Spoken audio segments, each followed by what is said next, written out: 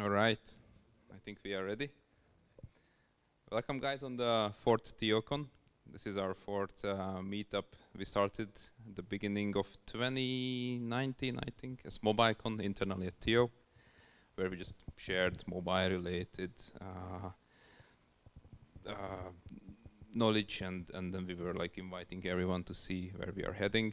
And then last year we decided to make it official, make it Theo-wide, and then make it public so everyone can learn from us. So this is the fourth event, and we have a pretty good lineup. If my computer is happy. There you go. So we will start with Michel, who will talk about feature teams and how we work at Theo, basically. Then Mattias will continue with web streams, API. Then we will have a short break, 15 minutes. And in the second part, I will talk about some zero-budget solution engineering solutions, Toolbox, things like that.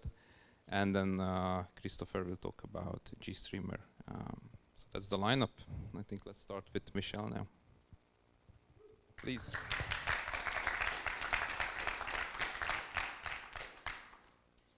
Before we dive in, yeah, everybody in the room knows me. That's already a good start. So, Michel, engineering team, VP engineering, and I typically also tell people, and something like customer success, which is a fact actually. Before we dive in, what I find remarkable is, like Daniel said, we started MobileCon long ago, even when I was not yet at Theo. And if you see what it grew into right now, for me it's super cool to see. Find it amazing how we went from an engineering team who was just developing, being internal in Theo, only that, to right now guys that speak at the Muxt, that organize an event here which is streamed by our own Flutter SDK, so eat your own dog shit, or how do you say that? to the internet. It's guys, it's unbelievable. So I first I think we need to give an applause to Daniel and actually to the entire team for organizing all of this. So let's first start with that.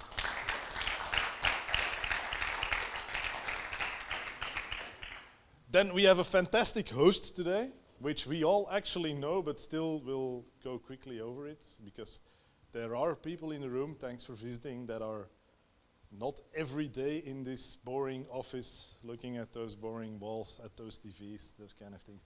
And we have people on that HSP Live, Theo live feed. So, Theo Technologies, our fantastic host. Sometimes we don't realize it's also for ourselves. We are a small company in Belgium, but we actually play very, very big. If you look at the logos which are on here, and we have more customers than that, but we're a small company and we're really recognized in the entire world as the front runners in the niche market that we are. Everywhere where you go, people just believe us in what we say, rightfully I would say, but it's quite impressive. So our host today and our fantastic 3 products, let's also go over that. So Theo Player, which everybody knows, Theo Live, which is currently hopefully sub-second live streaming all of this. Let's not try it. And then our next product, Theo Ads, which is almost seeing the sunlight. I think Gilles is starting to stress out, Gilles, or not yet? Very good.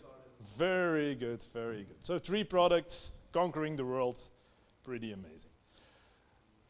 Into feature teams. So probably I have the least technical talk today, and I was actually surprised that it was selected. I told Daniel, if you want, I can also talk, and you have these topics. And to my surprise, he picked feature teams. So I'm stuck here. Sorry? Can you say no to your boss?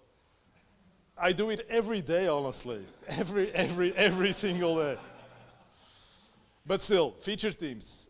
Mix it, fix it. And actually, I want to clarify with this talk, and it starts to beep here, why mix it, fix it. And before diving in feature teams itself, I want to share a bit of experiences that I think are super relevant to either feature teams or the way we do things at Theo, or the way why I do things at Theo the way I do.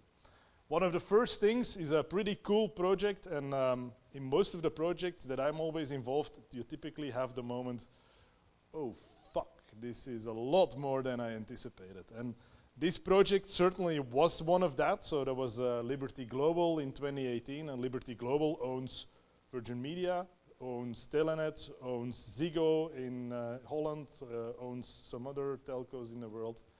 And we got tasked with building a new set-top box platform, which everybody knows as the Telenet box these days. But it's actually a box which is everywhere in Europe these days, an RDK box. And at some point in time, we were the biggest development team in Europe. We were 600 people working on this project. And we in Herentals, we had the honor to lead that development team. So we were leading 300 actual coders, 600 people in the project, so testers, integrators, etc., to develop this stupid black set-top box, which is now everybody is throwing it out of their house, but we were building that. So it was super cool. And it was certainly one of those, oh crap moments. But it certainly influences what I'm talking about today. It's big corporates, a lot of teams, a lot of politics, which is super, super nice, of course. You need to enjoy it from time to time. But it's certainly a crazy experience. Another one, maybe not less, but also related to the topic today, Tadam, which also probably people in Belgium know very much. It's a small venture we had at Telenet, also with a few people here, which was actually us going to the CEO of Telenet and saying, can we have a big bag of money because we want to try to build a telco over the mobile network. And to our surprise, we got a big bag of money and we had to say, oh fuck, this was not really the intention. But what we built was, and we succeeded, so in a year of time we deployed a new telco outside of Telenet, outside of the systems, doing live video with a set-top box and internet. And we pulled it off, which was a fun adventure, but what it really taught me was focus. Focus on what sets you apart, what makes you unique. And in this project, I don't know if Alberto is here because he's a Tadam customer. Very good. We were not aiming at having the best live video experience. That was not the intention. We just wanted to have live video. We were not aiming at having the best internet. Not at all. We just wanted to offer internet. But the big thing that we want to make, and that we said this is what sets us apart, it needs to be as simple as ordering a pizza. As simple as ordering a pizza to buy the product. As simple as ordering the pizza to log into the set-top box. Try to do that, by the way, on a Google set-top box those days, where you got this awful keyboard where you then need to type in your email address and your password to log in. All of that needed to be as simple as ordering a pizza. So a tremendous task actually to do that right, but that was the thing that we were really focusing on, because that was the thing that sets us apart and that we really pulled off, because we were doing things as simple as ordering a pizza. Take your internet with you, you move houses, you plug out the boxes, you plug them in, hoppa, you have internet. We pulled it off, but it really taught me this one, you need to understand what your mission is, what sets you apart, and really focus with your teams on that. And it's actually something in New York when I had a talk, also talked about this in the context of React Native. And I think that's a message to many of our customers, focus on what sets you apart. We'll do the video for you, but the things that make you unique, focus on those and we will help you to be able to focus on that. But also in the talk today, it will come back why focus is so important. Another project that influences this, and this is again a bit of praise to everybody in the room here. When coming to Theo, for me in 21 or a bit before, I thought, yeah, okay, let's do something. How hard can it be? A video player, let's do something a level, let's see, and have some fun. Actually, it proved to be much harder than I thought it was. Discovering what we do, really being at the forefront of the streaming industry, that's actually true. Quite unbelievable what we do, but coming from a super big project to a crazy project like Tadam coming here, it's really a complete mentality shift, and mixing that all together brings you a quite interesting experience. Like here doing something with a limited team with super smart people all over the world. Another project like Liberty where money was not an issue and they could say every day just double your team and do more.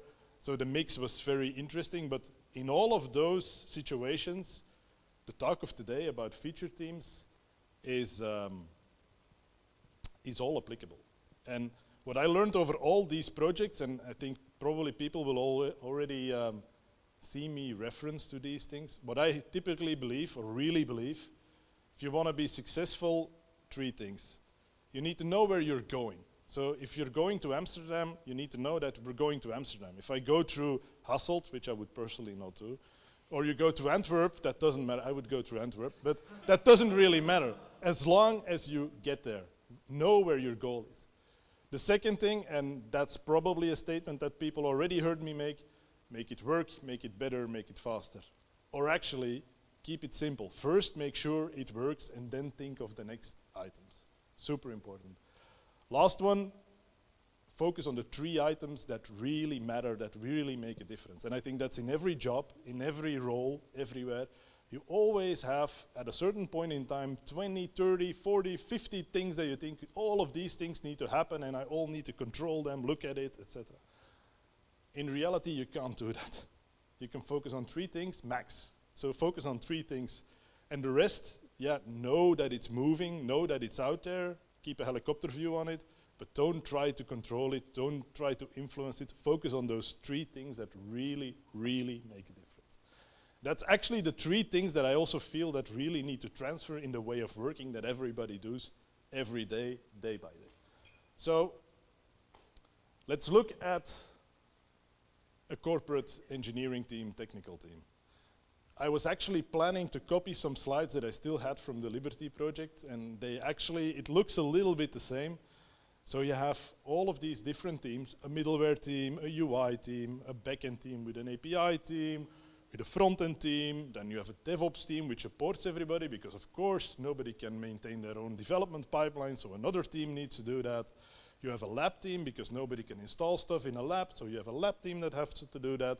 Then you have an integration team who ties everything together. Then you have a QA team who tests everything. And each team works on his own, with his own mission, with his own goals, with what they think is right, so they try to do a good job.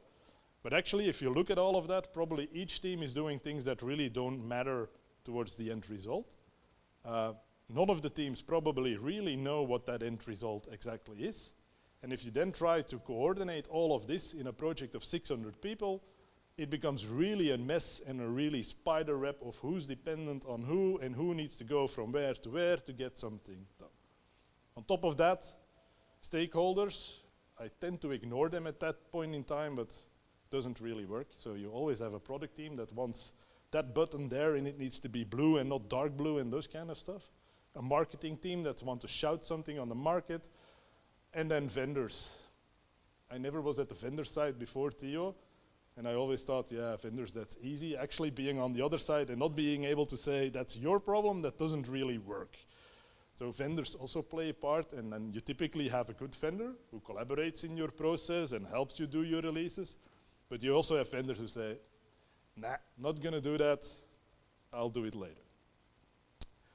I hope everybody sees how complex this can become. And what you then very quickly see is the reflex. This is complex, which it actually is. So we need project managers. I love project managers, by the way, but actually not. But it's a reflex. We need project managers. And preferably also a Gantt chart, because as the Gantt chart is there, we know that everything is under control. The next day, the first release is late, or somebody really doesn't care about the Gantt chart, and okay, that pile of blocks falls over, and bye-bye Gantt chart, and we're in trouble again. So what happens next? I hope some people recognize this. The product team will say, or the marketing team, the release is always late. And I remember when I came at Theo, the product team here also said the first thing to fix is our releases because they are always late, and we're doing 3 releases at the same time because the first one is not released yet, the second one neither, and the last one we're still developing. Real life story. It's over budget, the finance guy says, very typical, it costs more than it should have been, and then it goes live, and then the support phone is red glowing because some exec said, let's just release it because it's time. This is what typically happens. And if you think of it, yeah, here we have Charlie Chaplin because we have some young kids here, I sometimes think, am I getting old? But actually, no, but it is Charlie Chaplin, boys and girls. But the more teams, the bigger your development company becomes, or your development teams become, actually they become like cogs in the large development machine, like a radar in there, not really knowing, yeah, but what am I doing? Why am I doing it? I think some people will also recognize it, because I heard those statements also at Theo a few years ago, like, okay, we're just doing here stuff, but what is the bigger picture? Where are we? What does it lead to? And it's a bit like Charlie Chaplin in modern times. So your job is to screw the screws, but nobody actually knows how the product is used, and even doesn't know who actually the customer is on the other hand. So the question that really is how to scale and keep customer focus. And I think if I would have looked at this 10 years ago, I would have thought, yeah, customer focus, yeah, the marketing team will want that we only work on customers, but we also need to build it correctly and have the right foundation, etc. But on the other hand, if you think about it, also in a development team or anywhere in the company, you do want to know, why am I building it? How is it going to be used? When I'm successful, because if I know what I need to build, if I know what they really need, that's when we will become successful. So it's actually something that works from all directions in all of these different teams. So how can you do it differently? And of course we were going to feature teams. Who could have guessed? So the wet dream of everybody who starts to do Agile and thinks Agile is the fix for everything. So we have one backlog, one team, and every 2 weeks something shippable goes to the customer. Right, that's what Agile promises. No? And it's actually where you want to go to. So feature teams, what is it? Cross-functional and cross-components. Instead of having each team have their own deliverables, which then boil up to a project manager tying it all together, etc., you basically make cross-functional teams with all the skills from the different teams that work together on a feature or on a topic that's actually releasable to a customer. And actually, even where the customer could understand what they are building, that if you name the feature, the customer would say, oh yeah, of course, yeah, I'm using that feature. That's what feature team is really about. One team that works together across all of the different competence to get those features, that functionality delivered to your customer. Who leads it? Of course, your product owner. Product owner needs to know, okay, what first, what second, what third. But it's the team together that really works on that feature and get the things done. A few items that are super important in that, and I hope people at THEO recognize it, because then I know that I'm doing something right these days. Self-managing, very, very important, that the teams can do it how they want to do it, how they want to design it, how they want to plan it, how they want to execute it. Because from personal experience, in the beginning, if you manage a team, you think, I know best, and they need to use this tool in that way and populate these fields, and you're behind your computer and you think, they're all doing it wrong. It's typically what happens. And if you then try to get that to the teams say, yeah, we're not doing it, feels like micromanagement, nobody's happy in the end. But if you actually get teams and you say, look guys, you know better, you fix it, I can give you some tips, some pointers on how potentially to do it, works a lot better, because then it comes from the team, people get an ownership, and they really feel, okay, we can do it in the right way. And if you approach it in the right way, I can guarantee you they will still do it how you would want to do it, but actually they come themselves with the result, and they are able to tweak it in a way that they will even do it better than you think they should be doing it. Cross-functional teams, what I just explained, so group of people, actually a group of people, and all the different disciplines in your organization will be there, and the combined effort of that team will be what is required to deliver the feature. And if you don't have a competence, okay, try to find it, learn it. If somebody's in trouble in your team, okay, help him out. If it's a back-end component who is understaffed and the front-end guys don't know what to do or are blocked, then you help on the back-end. I know it sounds all very simplistic, but it is super important to do it like that. One group of people, and you guys, you fix it, make it, you organize, you get it done. The team manages the external dependencies. What you don't want is teams that say, yeah, I'm blocked because that guy needs to do this, and it doesn't work. So Give it to your teams to coordinate, okay, what do I need? How can I get it? Make sure you get it and put that responsibility also with the team. And then the last one, which I think we don't have enough at THEO, we're not fighting enough, but you do need to have some conflict in the team. That's okay to have a disagreement, because if you work together and you have strong opinions and you really are passionate about what you're doing, you have a conflict. So that's not a bad thing. Resolve it. But if you look, for me, those 4 things are the key ingredients to feature teams. So typically across my career, if we talk about feature team, everybody loves it. We're going to do this. Yes, feature teams. But they forget about self-managing. They forget about let them manage their external dependencies. And they still think we're now going to say how they need to do it. Doesn't work. So we're getting to the end, guys. So almost the boring stuff is done, so we can go to a more technical topic. But what about alignment organization structure? Typically, people ask me when I present these kind of things. Again, there, keep it simple. Like, although I do love project managers, but there is no project management. Remove that. Remove, no project management. We don't do that. Support groups, we don't do that. Stop it, don't do it. Support groups, DevOps, QA, etc. We don't do that. I'm not saying you don't need DevOps. I'm not saying you don't need a DevOps team with people that have DevOps. I'm not saying that. But not a separate team from all the rest. Put your people that are able to do DevOps into the different teams, because they need that skill and they will need it to be able to deliver it. But no external teams that support other teams. It just doesn't really work. Sometimes I wonder, if you would do this outside of a technical organization, how would that look like? Would you be able to do this, for example, with an HR team or those kind of things? Probably not, but it might be a nice experiment. How to align everybody? That's also typically a question.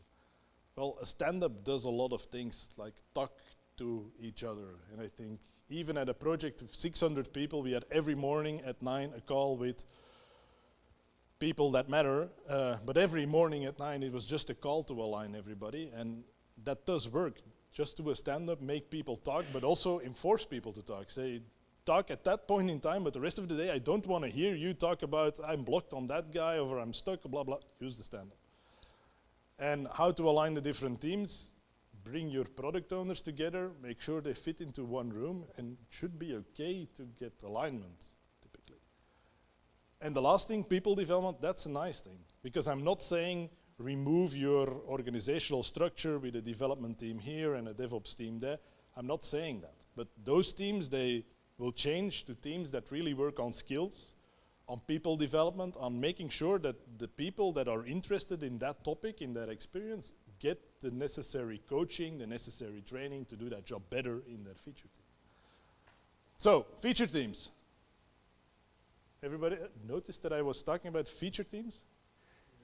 Okay, cool. There are still people awake in the room. That's cool to see. So if you sum it up, what does it bring as gain? So reduce waste. You don't get teams that need to hand it over to each other and here is my package, and then the package goes on, and then the last one says it doesn't work and you need to go back to the first one. That's gone. It's all in one team. The second one is a very interesting one. The right people are talking. The right people are talking to product.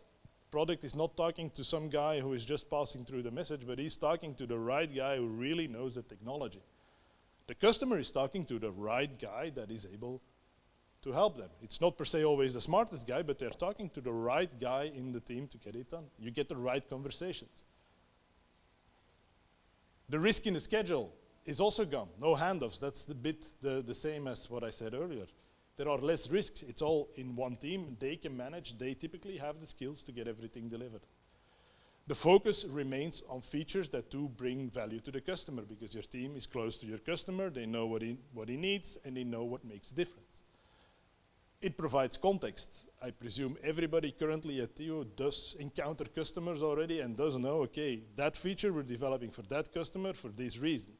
Really understand, okay, why are we building it? What is the goal? When are we successful?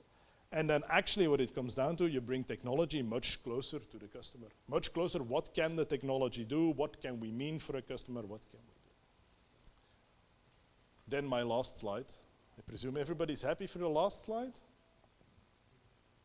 Don't say yes, guys, because I'm still your boss, okay? Want to learn more about feature teams? There's no handbook. It's all things that we learned over the past and that we stole left or right, but a lot came from less framework. So if you're very interested in these things, have a look. I find some cool ideas, only that they do say that you need sometimes project managers and that you do need Scrum Masters, so I'm not a fan since I read that, but still, a lot is from there. And then, yeah, I'm also open for questions. So if you guys have questions, I would say it's now the moment. Okay, I presume you're all flabbergasted by this speech. Say yes now. Very good. Okay, thanks guys. Oh, one question, here we go.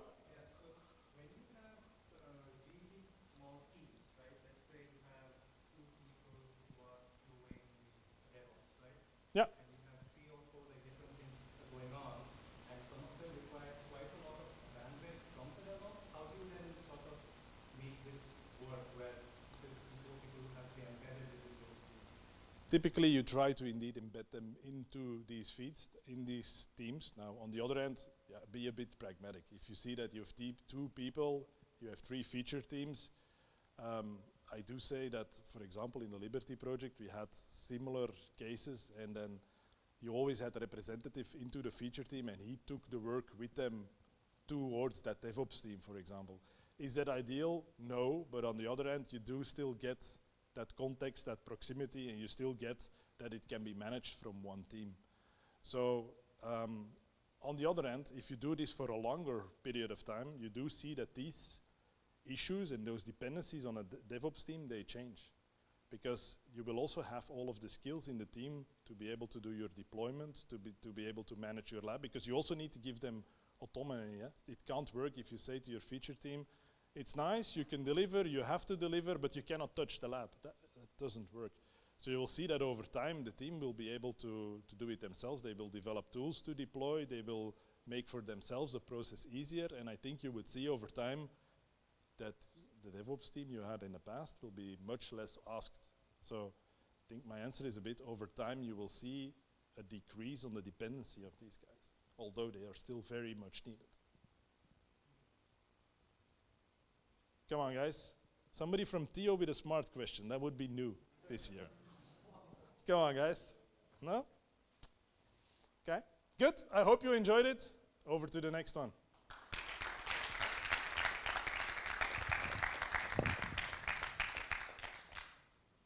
All right, so I'm Mattias. I'm gonna talk about web streams today. Don't know if you heard. If you haven't, great, because I'm gonna talk all about web streams. So, first off, little introduction. So I'm lead software architect on TheoPlayer. I am also a co-editor on the WhatWG stream standard that is speccing this streams API for JavaScript. And I'm also the maintainer for the polyfill for this API. So I brought a bit of baggage. I'm very happy that I can talk about one of my favorite things in the JavaScript land. So first off, web streams. Has anyone actually used web streams yet? We have a couple. Those are the TO Live guys, so I expected that. Okay, so it's a fairly unused, a bit of an obscure API, but it's really powerful, so I'm trying to convince you today that it is maybe something you want to try out. So, first off, what does MDN have to say about the Streams API? Well, it says that it allows JavaScript to programmatically access streams of data received over the network and process them as desired by the developer. I don't know, that doesn't say a whole lot to me. So what is a stream in that sentence? What can you actually do with this API? Well, a stream is, first off, an ordered, possibly asynchronous data flow whose chunks can be read, processed, and written in an incremental fashion. That is a huge mouthful, so I'm gonna break that down for you. First off, it's ordered. So this data flow, you have to process the nth item before you use the before you get the n+1th item. So it's like an array, you have a fixed order. You can't look into the future or look into the past. It's possibly asynchronous, so the next item might not be available immediately, and you might need to await a promise. This is something that you don't get with arrays. Arrays are fully available immediately. It's a data flow of chunks, where a chunk is actually arbitrary data. You can choose your chunk type. You can make a stream of strings, you can make a stream of numbers. You can also have byte streams, where your chunks are arrays of bytes, usually a uint8 array. And those are show up frequently when you're dealing with network or files. It can be read, processed, or written, so you have different kind of streams, whether you're a producer, or a processor, a transformer, or a consumer of the stream. You might interact with the stream in different ways, so you get different kinds of streams. And lastly, you all do this in an incremental fashion, so you can start processing before the entire data is available. You don't have to buffer all of the data in memory before you can start doing useful work, which is something that you usually don't have with arrays or regular values in JavaScript. You usually get the entire thing all at once, and it has to stay in memory the whole time. So, why would you need streams? Well, as I said, you might need to process a large amount of data that doesn't fit in main memory, in main RAM. So, for example, you might want to do a full text search over a large quantity of data, like the entirety of Wikipedia, which I looked this up actually. It turns out if you compress Wikipedia, it only takes up like 22 gigabytes, and we have RAM that big these days, so this might not be applicable anymore. Like, computers just are getting faster and bigger all the time. But something that you definitely can't do is process uncompressed full HD video, which still nets you at around 9 gigabytes per minute if you try to do that for full images. You can't keep up with this with any regular computers, so you have to do this streamingly. You can't buffer the entire video. Something else you might want to use streams for is if you want to serve content before the entire page is loaded. You see this pop up with React server-side rendering, where you can these days have suspense things in your components, where the data shows up later. It's being loaded on the server and it's being streamed to the client while the page is rendering. And that actually uses streams under the hood. What you can also might want to use streams for is very relevant to what we are doing at Theo. We want to start playing your video as soon as possible, without having to load the entire video file at the client. So as soon as we have a couple of video frames, we want to start playback immediately. And you need streams to do that at the very lowest of latencies. So, let's get into it. Our first kind of stream today will be readable streams. And as the name implies, you can read from this readable stream. It is a source of data, and that gives you chunks. Now, a readable stream can only be read by a single consumer at a time, and that consumer is usually represented by a reader. So, first, you get your stream somehow. That is your const readable. You get a reader of it, and that locks the stream to that reader. And then you can start reading from that stream. So the API for that is reader.read. That returns you a promise for the next item. And there's two things that can happen. Either you get your item, there is still something in the stream, and it has just become available. And so that is line 11. You'll get your chunk, and you can do something. And here we're just logging it to console. The second thing that can happen is that you've reached the end of the data. There is no more data coming in, and done will be true, and you can just stop your consumer there. That is the basic use of a readable stream, just looping over all of the chunks. Where can you use this? Well, for example, if you've used the fetch API to make HTTP requests and getting responses out of that, what you usually do is use the response.array buffer or the response.text method to get the entire response data as an array buffer or as a string or as a JSON object that buffers the entire response and then gives you the entire thing in one go. If you want to do useful stuff while the response is being downloaded by the client, if you want to get into what is coming in from the network while it is being downloaded, you can use a stream. So instead of using array buffer, you can use the body property to get a readable stream of your response. And again, you can loop over the chunks coming in, but now you get each chunk separately as it's coming off the network, which opens up a lot of interesting applications. Now, you don't always need to have your streams coming from an existing web API. You can make your own. So the readable stream is constructible. You give it an object where you can specify some methods on how you want your stream to behave. So the first thing that happens is that your start method gets called and you get access to a controller. And this controller is what you use to do useful stuff with your stream.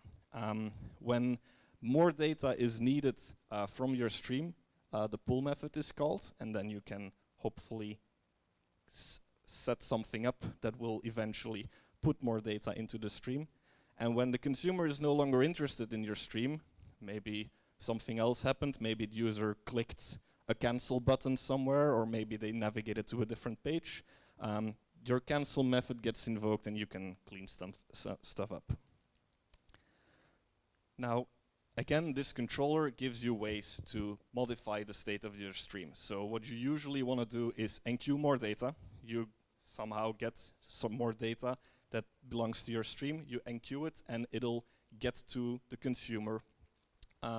When you reach the end of your input, when you no longer have any more chunks that are gonna come in, you just say controller.close. That closes your stream normally.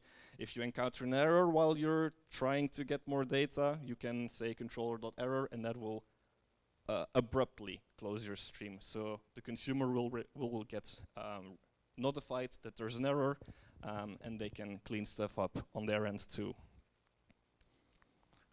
So how can you make a stream? One way would be to do a push source, which is where you get events coming in and you just push them onto the stream without caring whether there is a consumer waiting for that data or not. So an example would be if you just record every click that happens on the page and you put that onto the stream. And a consumer can then read the stream and see all of the times where the user has clicked on the page. So here in our start method, we just set up our listener. In our listener, we're going to enqueue every click that happens with the X and Y coordinates of that click. And then if the consumer is no longer interested, we can remove that listener, make sure that we no longer push any more data onto the stream, and then we're done. Another way of writing a stream is a pull source, where you make sure that you only start requesting data when a consumer is asking for it. This is a bit more efficient, because otherwise you're just piling up data in memory that is not being used. So for example, if you're doing something like a paginated infinite scroll, so you have your users scrolling through a timeline of blog posts, and when they reach the end of the list, you load more data, you load in the next page immediately afterwards. So here, the pull method is only called when the reader needs more data, and the stream will wait for your previous pull to resolve before it calls your pull method next. So you can be sure that there is only one fetch happening at the same time. So here we just fetch the next page, we parse it as JSON, we enqueue all of the posts from our API onto the stream, the reader can read those, and then we're done. We can wait for the next pull to happen. Now, an issue with streams is that you can only read them once, and this is something that users can trip up on. They expect that they can reuse a stream as many times as they want, but actually every chunk that you read is coming off the stream, and it no longer has to be in memory for that stream. It's considered consumed, and that is what makes streams efficient, because otherwise you can buffer things indefinitely and you'll eat up all of your RAM. So what happens here? First we read through the entire stream with our first reader, and then when that's done, we try to use the next reader to read through the stream again. But the stream has already reached its end at that point. We've already gone through the if-done break, so the next reader will just do if-done break again. And there's nothing useful coming out of reader 2. So a solution there would be to tee your stream. And teeing takes your stream and turns it into 2 streams. And both streams will get the exact same data coming from the original stream. So here, the first loop will be using body 1, which is a stream that has all of the data coming in. But while you're using the first reader, the second stream will keep all of the data ready for the second reader to consume afterwards. Now, that was readable streams. On to the next kind, which is writable streams. This is kind of the reverse. So where readable streams is something where you can read data from, writable stream is a destination where you can write chunks to. One useful usage of this would be the file system API. So this is an API in web browsers that allows you to open a file and then open it for writing some data out of your app to the file system of the user. So first you do show save file picker to get a file. The user will get the save file dialog. They'll say, okay, I want you to write it to this file, and you'll get a file handle back, which you can call create writable on to get a writable stream. And it's kind of similar like a readable stream. You, instead of getting get reader, you do get writer, and that gives you a writer which locks the stream again, so you're the only writer that can use that stream at that time. And you call write to write data to the stream. And when you're done, you call close, and I'll close the file and make sure that it's written in its entirety to the file system. Now, creating a writable stream looks very similar to a readable stream. So again, you have your start method. Instead of pull, you have write, which gets you the chunk that is being written into your stream. You can then decide how you want that to be processed, where you want that chunk to go.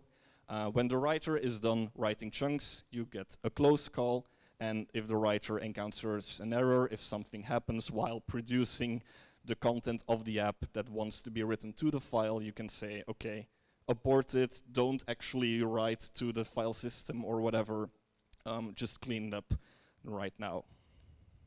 Now, a very simple example would be to just log every chunk that is being written. You can do more fancy things like putting it into the DOM somewhere, putting it on your page, but this is useful enough for an example. Now, where things get interesting if you start combining readable and writable streams. So a readable stream is something you can read from, a writable stream is something where you can read to, and a pipe to is what takes everything coming of a readable and writes it to the writable. You don't have to write this loop every time yourself. You can just call .pipe2 to make that happen for you.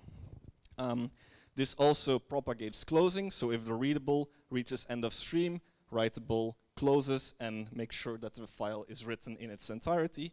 And if any of the two encounters an error, the other gets the error too, so that they can all clean up properly. Now, this becomes very interesting if you use it together with a transform stream. What is a transform stream? It's actually 2 streams. So you get a writable and a readable stream, and data that is being written to the writable stream is then transformed in some way by the transform stream and made available to the readable end. So again, API looks very similar. You get your start method, but this time you get a transform method that is being invoked. Instead of the write method from a writable stream, you can transform the chunk being written to the writable end and then enqueue it back onto the readable end with controller.enqueue. So this is where your transformation happens. You get a chunk in, and you can do something with it, and then enqueue it back to the readable end. Flush is basically your close method from writable, so that will make sure that your readable end also gets closed, or you can still enqueue some like suffix chunk if you want in the flush method itself before you actually close the stream. And cancel happens when either the readable gets cancelled or the writable gets aborted. Now, how do you use a transform stream? Well, I said it's two streams, so you use the APIs that work for readable and writable. So you have your input somehow, you have your output somehow, you have a transform stream. This one just changes all of the strings in the stream to uppercase. So first we take our input readable stream and we pipe it to the writable end of a transform stream. So that is line 10. Then on line 13 and 14, we take what is coming out of the readable end of the transformed chunks out of the transform stream, and we pipe that to the output writable stream.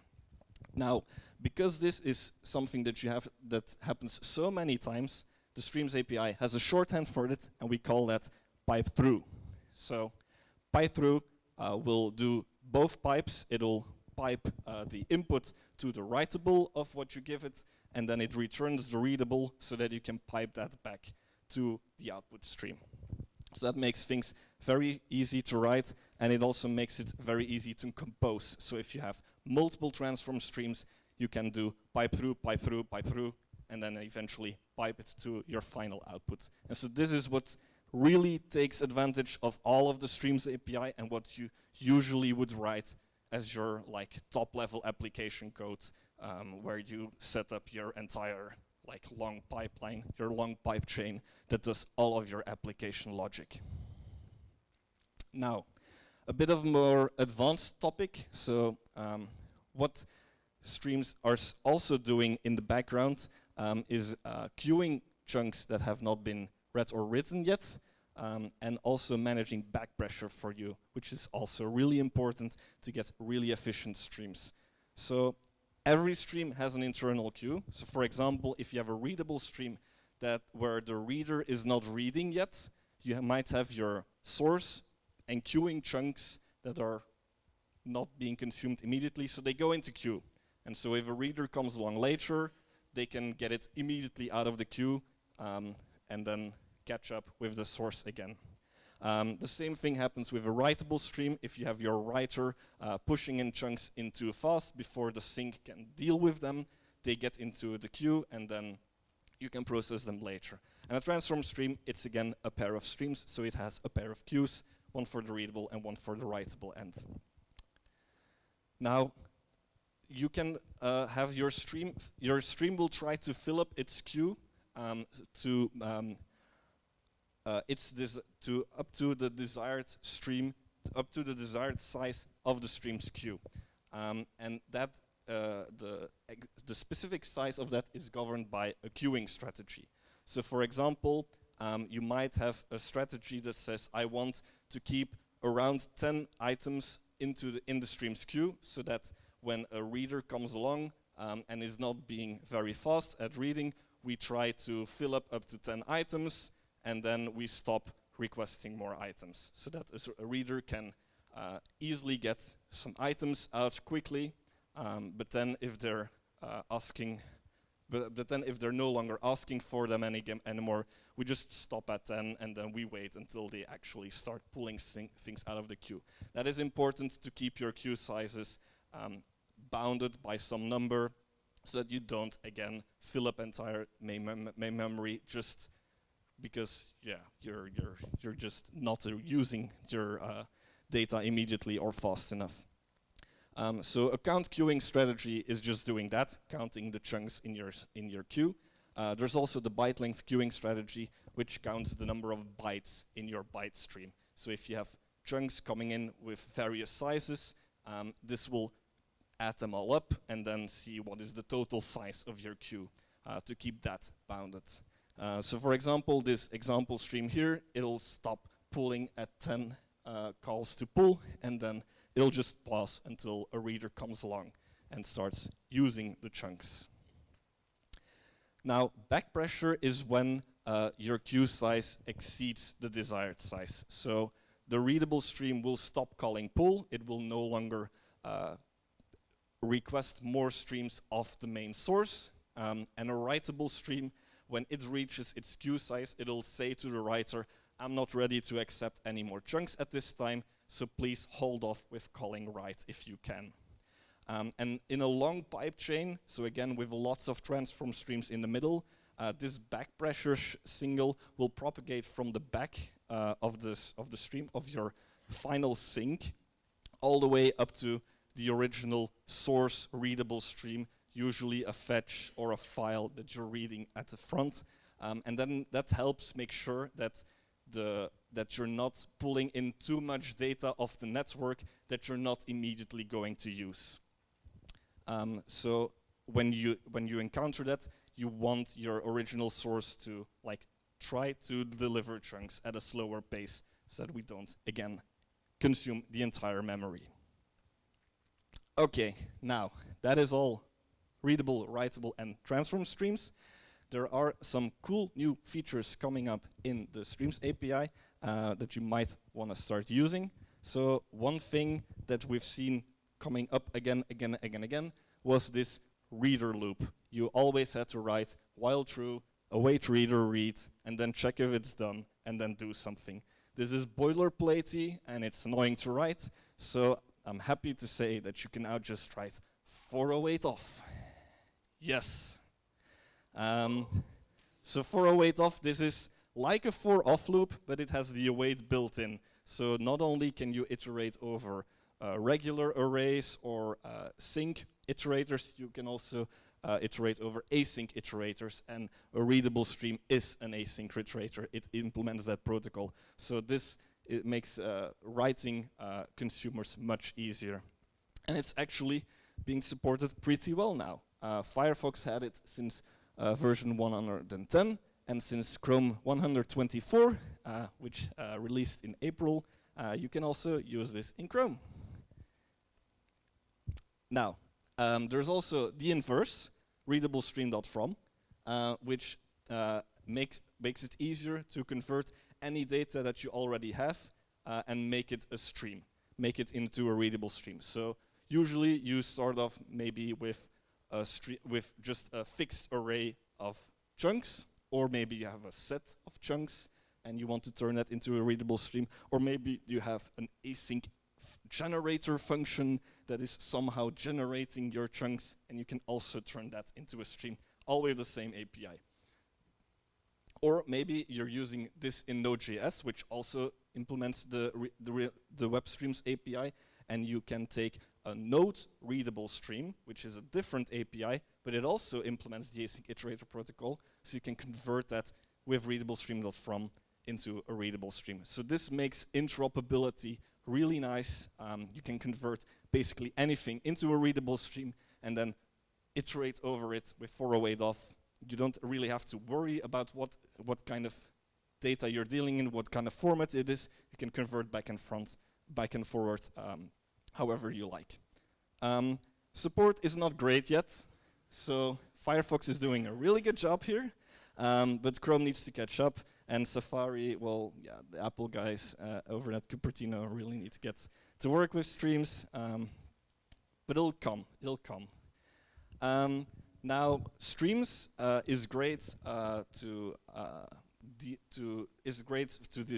process data that is coming off the network, but you're still processing it on the same thread. So you do your network request. The browser is usually doing that on a separate thread, but then you still hit main thread to do your actual processing with it.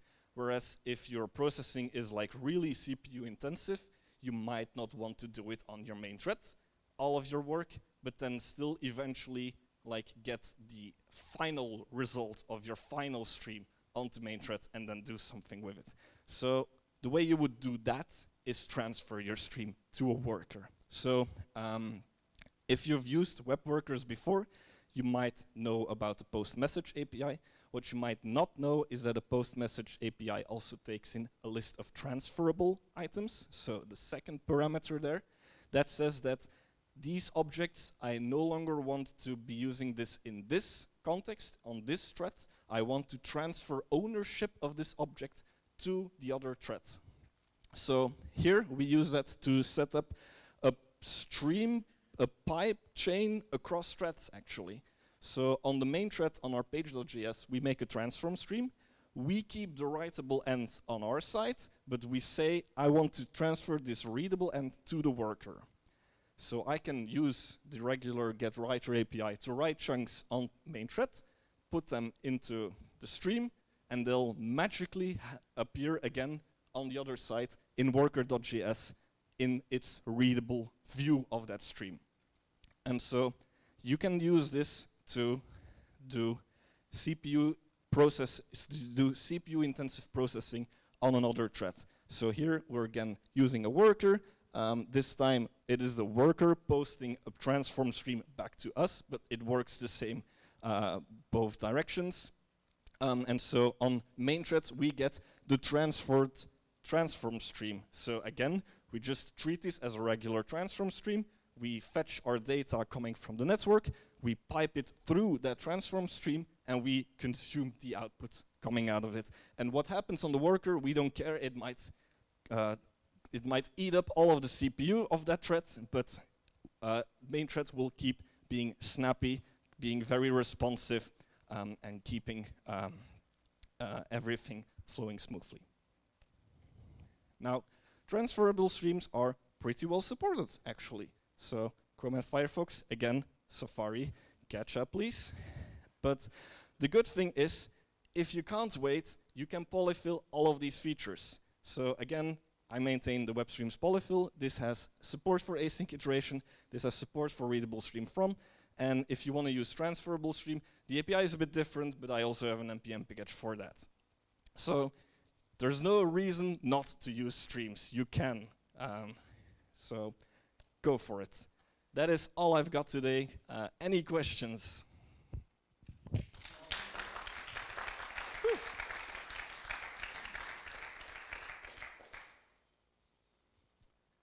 Yes, Damian.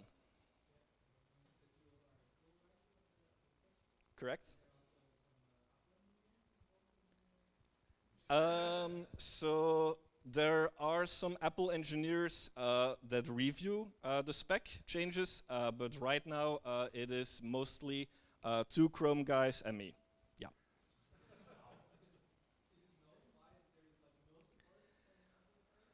It's just, it's not, it's, yeah, they support the spec changes, so they review that and they see that they are in agreement with it, that they don't see any like privacy concerns with it or something, or things that they don't want to implement. But it's just, yeah, it has to still go into a development team and be prioritized for them. There are other contributors to WebKit. It's open source these days. It's all on GitHub. So if anyone feels adventurous, they can try to send a pull request to them. That would be very nice too. At some point, they will get some pressure on them, and yeah, back pressure. When the queue reaches the desired size. Yeah. Okay. Yes. What happens with your example with the readable stream if you get all your Twitter events from a web page? It's not in response to a pull, but they just come in as they happen. If then you reach your high water mark, do the new events just get dropped? No. So the desired size of a stream is something that the stream will say like, okay, I want to apply back pressure, but it's never going to drop a chunk. So even if the stream is applying back pressure, you can still enqueue more data onto it. It'll be a bit sad that you're not respecting back pressure, but it will still keep growing your queue as needed. Yes. Yes. Is there a way to control the chunks that you get, or are they just arbitrary? So for example, one use case I can imagine is you have a huge string that is delimited, and basically you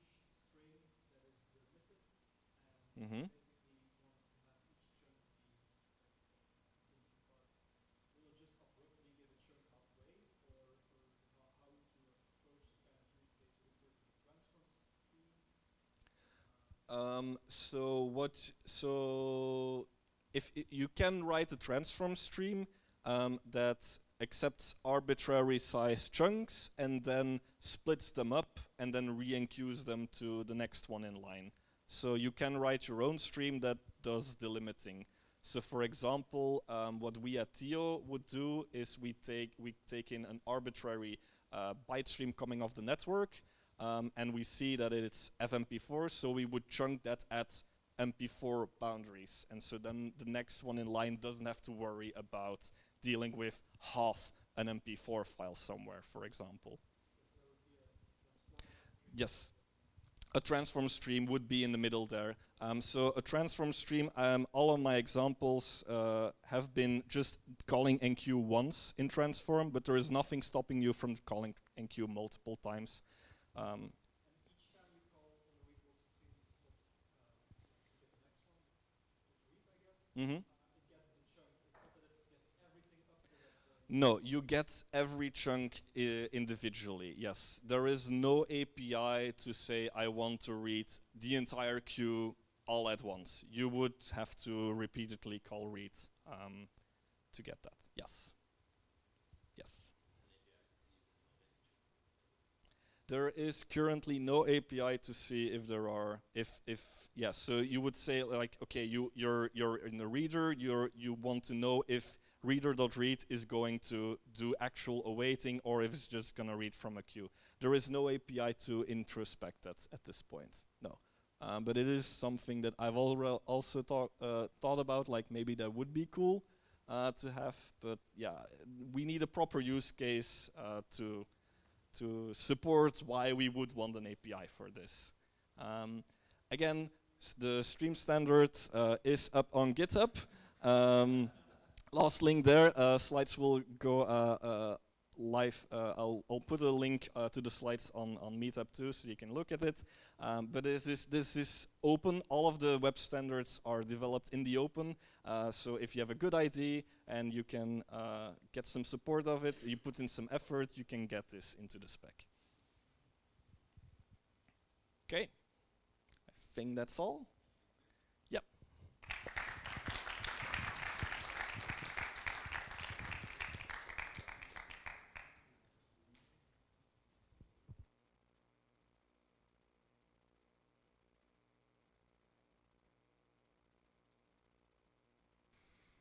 So welcome everyone.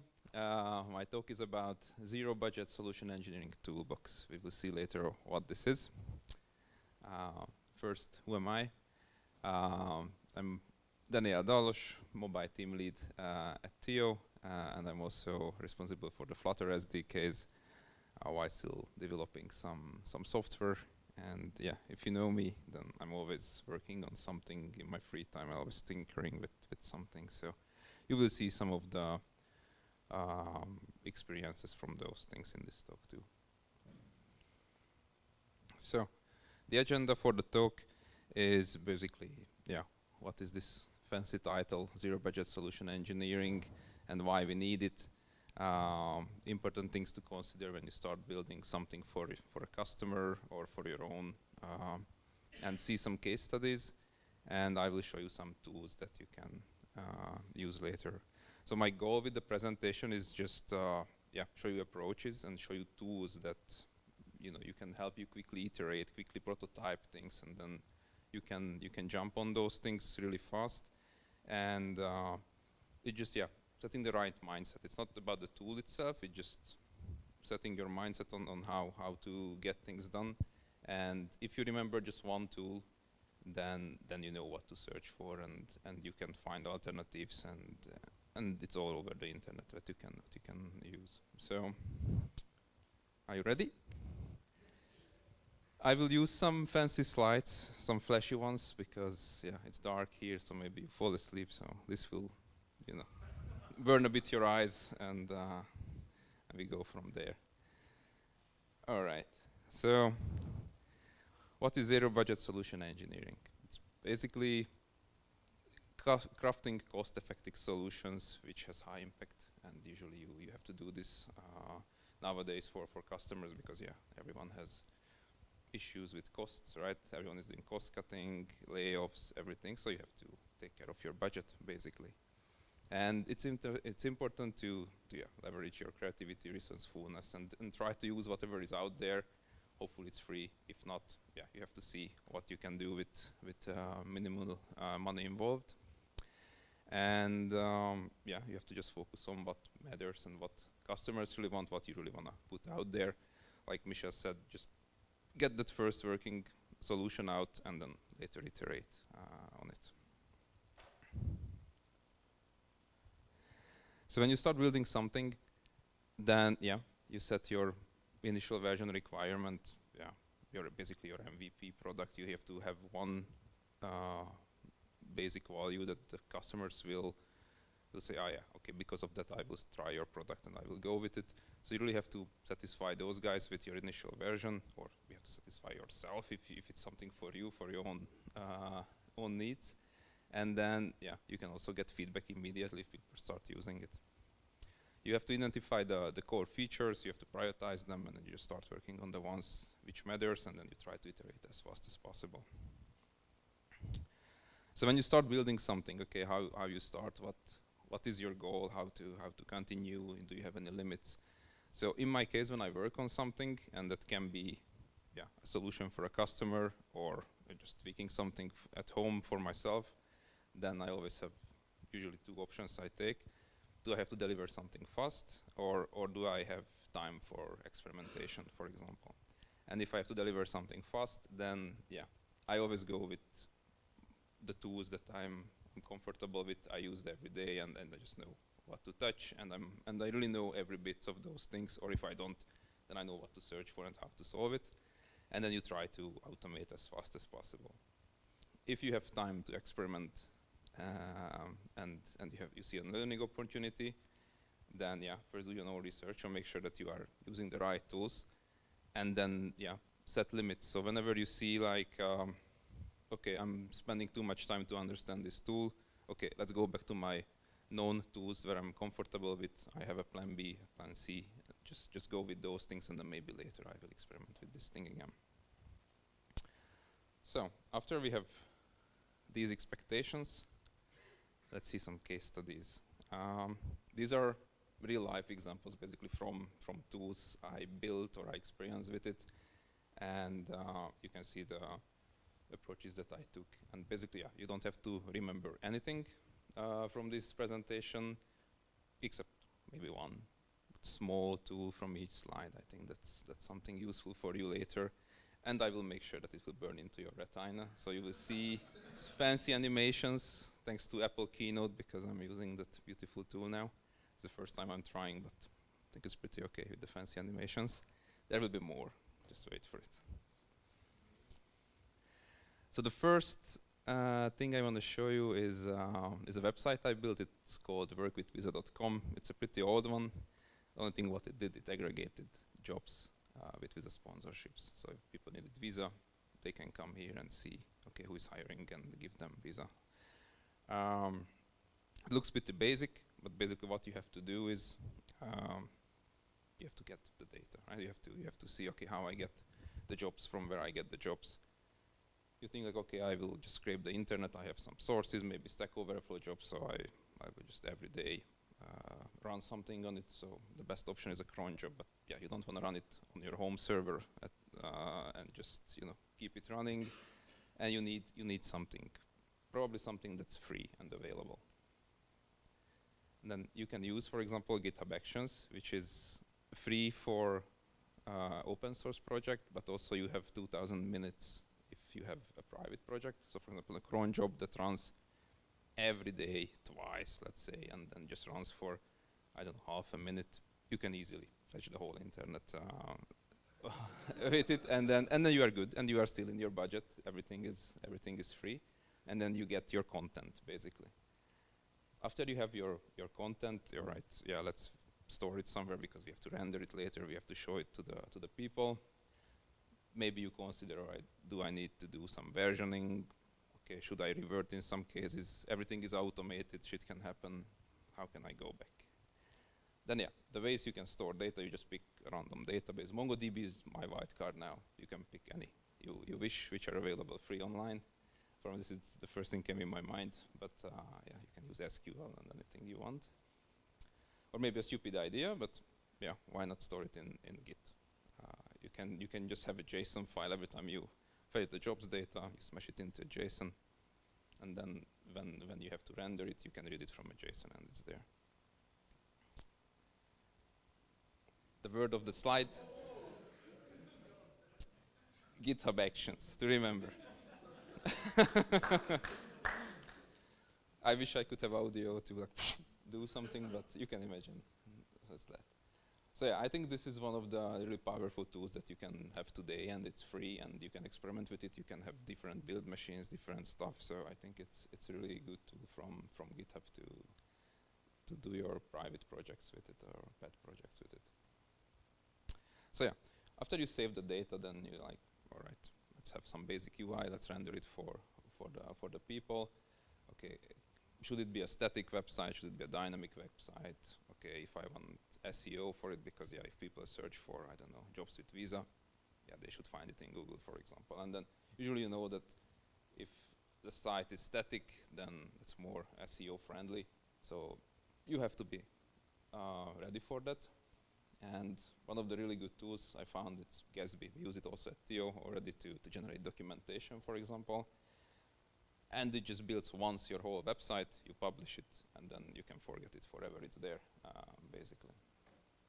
And for example, if you have your data in a database or even just a JSON format in your Git, you can just tell to Gatsby, okay, here is the data, parse it, and then render the website based on some templates, and then you are done. If you want to host it, there are also pretty good free solutions. And one of them is, for example, Netlify, and you can even set it up with GitHub Actions to just automatically deploy your website to Netlify, and then it's available. It also has a limitation, some hundreds of build minutes that you can do, but you will never use it probably if you just do even if you have to deploy your website once per day, because that's the way you choose. In this case, instead of having dynamically fetching jobs data, you just always build your website whenever there is new job. You are still okay with it. If you want to share it to people to find it, or you need analytics, let's see what free options you have there. One of them is a really good one. It's a programmatic way of sharing online. It's called AirShare. Basically, you have one single API where you say, I want to post this message on LinkedIn, Facebook, Instagram, Reddit, Twitter, whatever you want. You just check boxes, and after it's enabled, and in an API call, you can say these 5. And then it's out there. You don't have to build a client for 10 different social media applications. You just have one, and then it's out. And then it supports, I think, 30. Right now it's limited. I think it's 30 posts per month. But yeah, so it's 1 per day. But I think it's still pretty good. So if you want to do some marketing activity and you want to put it out on social media, it's one of the really good tools. You can use others like Buffer, but there I'm not sure what's the limitation. And then for analytics, you can pick an easy one from Google, the Google Analytics. You just paste it in your website, and then you have basic analytics.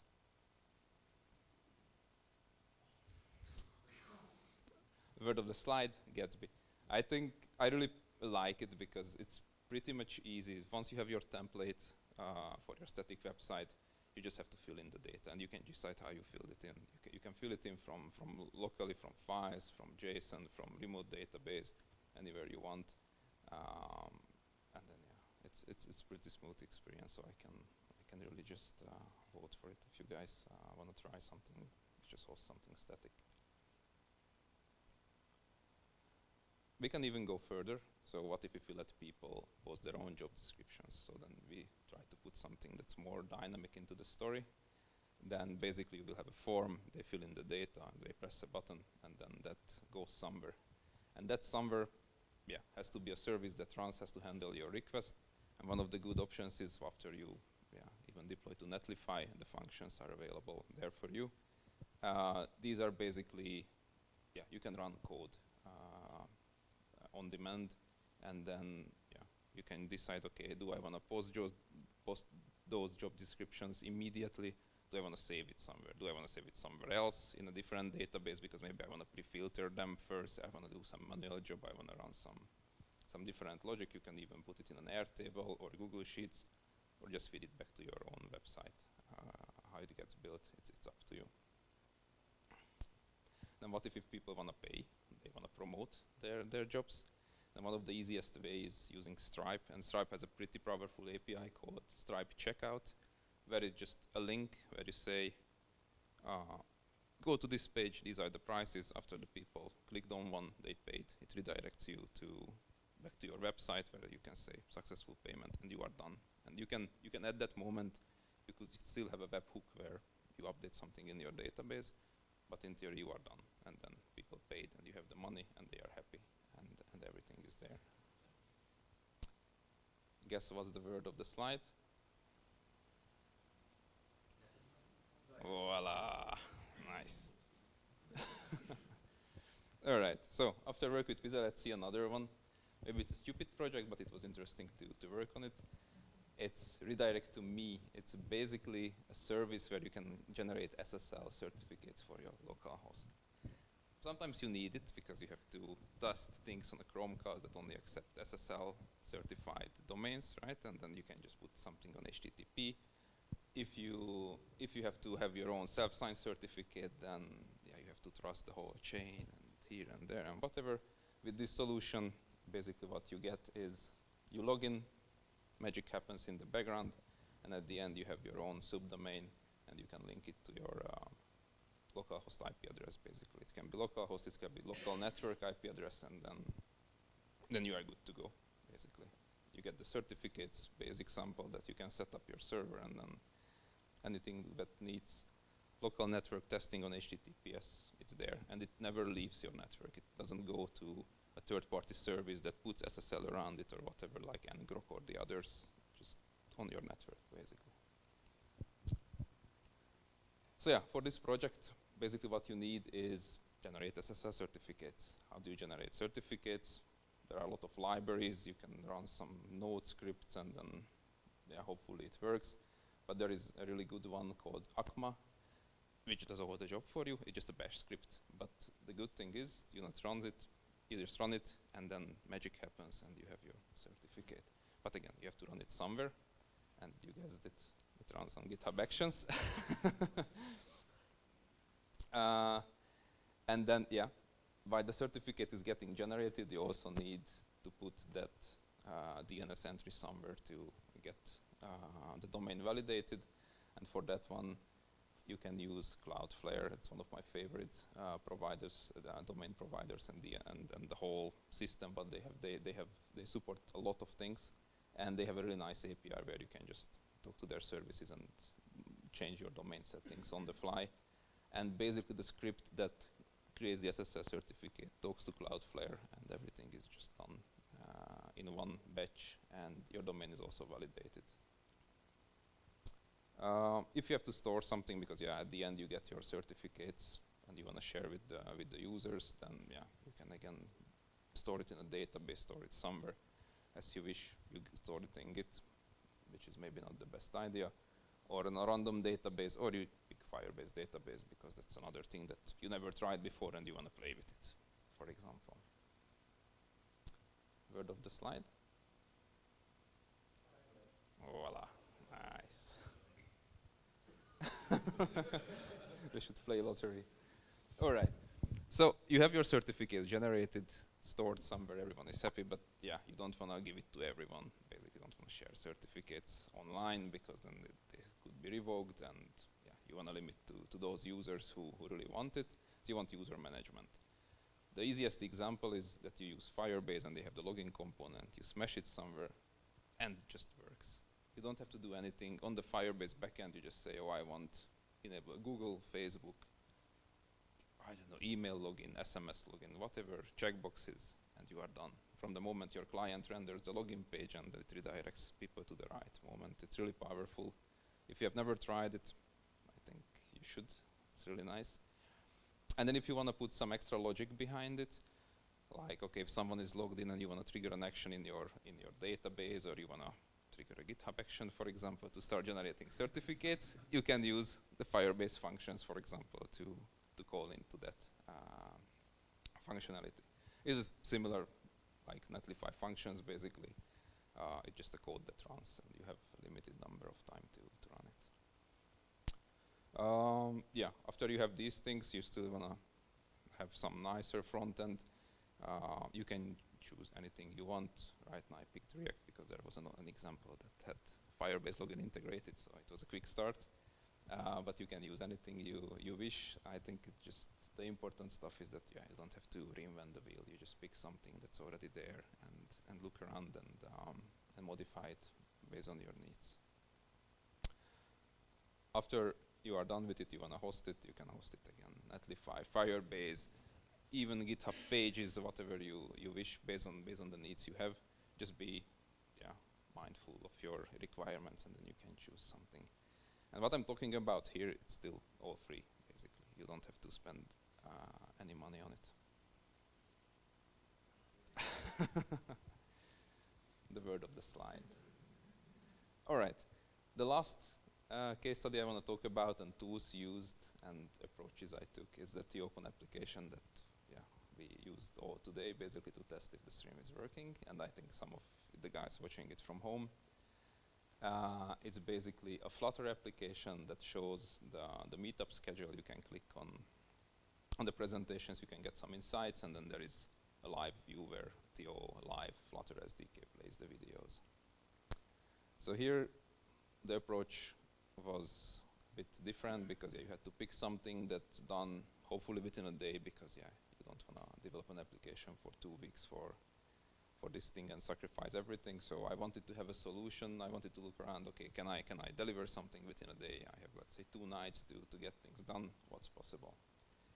And then, I think the best thing is that if you use the internet, you look around and you find some open source projects, because thanks to Flutter, for example, but same true for React and the other frameworks, the community is pretty big, so you can find open source project that you can reuse, modify, and play with it.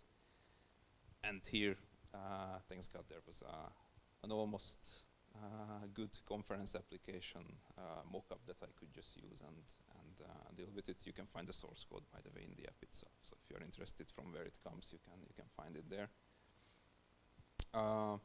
And I wanted to release it on as many platforms as possible. So usually you go with a cross-platform solution. I picked Flutter, but you could pick React, or you could pick something else you want, or even you just build a website that you make sure that it just runs on all solutions. I also made a landing page because when we share it, it would be nice where people see the Android app, iOS app, web app. So you wanna welcome people on a simple page. That was again some of an open source project, just a quick tweak here and there, and then we put it on an S3 bucket, and you have your website. Word of the slide. Open source, All right. So, and on top of that, what you can still do, and it was manageable within this short time frame. Okay, THEOcon 5 is coming probably in October, November. Can we reuse the application? Yes, we can. You can use Firebase remote config, where you can, for example, set what is the date of the conference, and then when the user opens the app, it gets fetched, and they just see where it comes. If we change the channel ID, that can also be fetched from the remote server, so you can dynamically change it, for example. All right. What if there is a bug in the application because THEOcon is coming? We don't have time to fight with Apple and Google. What can we do? We can use code push. So basically, what you can do with Shorebird, it's a new project made by some former Flutter engineers. That it embeds some code into your project that enables you to push code right into the downloaded application on your phone. Only Dart code, so not native, because that's not allowed by the stores. But you can fetch Dart code remotely, and next time the people open the application, that's there. So for example, I'm missing a full screen close button now. I could just push a new version, and then you don't have to go to the App Store to refetch it. You don't have to reinstall anything. I don't have to go through the whole pipeline. It's just there. So it's really powerful. I think if you, also for React probably there is a version of it. or other solutions, but this is really good, honestly. If you have to do quick fixes, if you build an application into the stores, and yeah, you just realize on the last day a production issue. If it's Dart-related code, it's Flutter-only stuff, then you can fix it. If it requires native changes, you can't, but if it's Dart-only, then you can do. Word of the slide. Code push, yes. All right. So this is about the case studies that I prepared for you guys. And yeah, we already talked about some tools. Now I want to go into alternatives, some other tools we go through quickly. And yeah, just remember one. That's already a good help. If you next time have to develop something, you remember one, you search for alternatives, and then you can just use free solutions. So if you need tools to store data, as we discussed, you can use Firebase database, MongoDB, or other free databases available online, or just push something in a repo, like you have something in GitHub. Or you cannot use, for example, there are some key value pair storages when you use serverless solutions, for example, when you run some lambdas or functions. Sometimes those providers give you a key value pair that you can store some data and read it between serverless runs, for example. And also, if you use some low-code tools, they also sometimes support a really basic database for your tools. If you need to run a code on an action or on a request or something, then yeah, usually I think people talk about functions, which can be a Lambda function from Amazon. There I'm not 100% sure anymore what's the pricing. So maybe it's free for 1 year, but after that you have to pay. That's something I'm not sure. But for Firebase, Netlify, Cloudflare workers, these are all the same thing. You can run them for free until a certain limit. But I think for a pet project, it serves the purpose. And then it's also interesting, it will come later, if you try some of these low-code, no-code tools, they can also run some code in certain scenarios. If you need to host something, the easiest way, just go with Netlify or Firebase hosting, or if it's really static, you can go with GitHub pages. Just Google what are the free hosting solutions, and you will be really happy with the selection, and really costs you nothing to try these things. If you want to do something with domain management, you want to handle emails, you have to do DNS-related stuff. Cloudflare, you can check your own domain provider, what it provides you, what APIs are there. You can use Mailgun, for example, to send free emails. If you want to do some marketing stuff, MailerLite, for example, can send out, again, thousands of emails per month for free. You can get tracking and a lot of extra tools.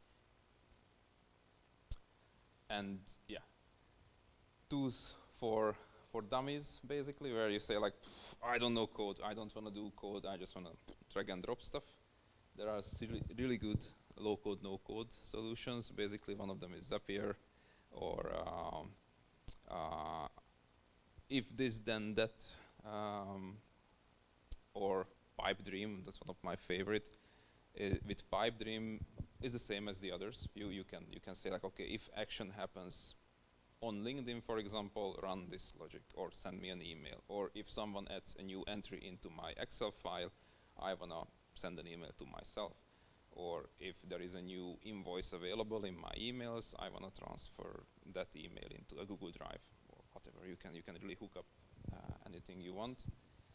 There are also open source solutions, so you can self-host your own Zapier, basically, like Windmill, where you just run it on your own server, and everything lives on your machine, basically. And another interesting is Flutter Flow, where you can build Flutter applications within a browser window. Basically, you can drag and drop components, and at the end it spits out a full-fledged Flutter app that you can just release in the App Store. So if you know no coding, these are still really good opportunities. And for example, with Pipedream, you also have an option to run Node.js script or a Ruby script, for example. You can say like, okay, if email comes into my email address, or someone edited a file, you receive something, and you can parse it with a Node.js code or with a Ruby code, and you can you can transform that data and then you give it to another process that will like post it on LinkedIn or whatever. Pretty nice tools. And then, yeah, my last slide for the tools is basically some AI stuff, because yeah, AI will take our job at some point. So I think we have to know what's out there. These are usually all the same, right? You have ChatGPT, Perplexity AI, Copilot, Midjourney for image generation. Yeah, sometimes we laugh on these tools, how stupid they are, but they are also useful in some cases. So for example, if you need to have a summary of a document, for example, or you could even pipe these things. So you get an email, you have Zapier, for example, getting your email, and then you say like, okay, I want to send it to ChatGPT, and I'm expecting a summary from that email in like 10 lines, for example. You can all pipe it through, and then ChatGPT spits out you the summary. Do I need it in Dutch? I don't understand. Okay, my kids get the email in the school in Dutch. I have no idea what's there. I upload it to ChatGPT and, okay, tell me in English what's here. And then it tells me the schedule, it tells me everything, and you can even get it in the JSON format. So you can build something that, this is the template, what I'm expecting in JSON, and parse all the documents which are coming. If you need to generate images, you can do it with ChatGPT, Midjourney, or if you hate send your data to these services, you can self-host it. Olama is a really good tool that lets you, on your own machine, host large language models, and you can achieve similar results like you would achieve with a ChatGPT or the other solutions. So you can really talk to it. It even has like an interface where like you do chat, and then it does the job. Or the other thing interesting is that it even opens up an API, REST API endpoint, so you can just send them messages what you want, and it returns back to an answer that you can already parse, and you can do things with it. And then yeah, if you search for AI for your own needs, basically you will find millions of tools, and just try them, basically. Sometimes they are really, really bad, but the good ones will surprise you, basically. Are you still with me, I hope? So let's recap. Basically, yeah, I want to just highlight the key takeaways, I think, which are important, is I think you need to know your tools. Identify which are the things that you feel comfortable with. So if you have to quickly set up a web server tomorrow that parses something, yeah, don't pick the latest fancy stuff on the market because people are a fan of it. Just pick something that you know that, okay, I can do it in 10 minutes. Or if you want to experiment, let's experiment, but always keep in your head that, okay, I still have my I don't know, Node.js knowledge that I can use in the worst case to set up a web server. Try to leverage open source. Don't reinvent the wheel. A lot of things out there, and that's the best way to save time and then quick start the project. And yeah, just walk with open eyes, look around what's there. Sometimes, yeah, we have a perception of like, oh, this is a shitty tool. Okay, who will use low code, no code, whatever stuff? But it can really quick start your workflow. Or if you need a proof of concept, maybe you just drag and drop stuff, and then it helps. And sure, maybe it's not enough, but you can still pipe it into a solution that at the end it's your own handler, is there your own solution that just, you know, kick-started by that drag and drop flow, and then at the end you can still deal with the rest. So yeah, that's all. So if you have any questions, shout now.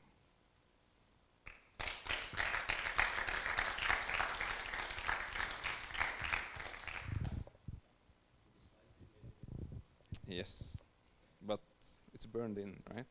So, okay. All right. More questions?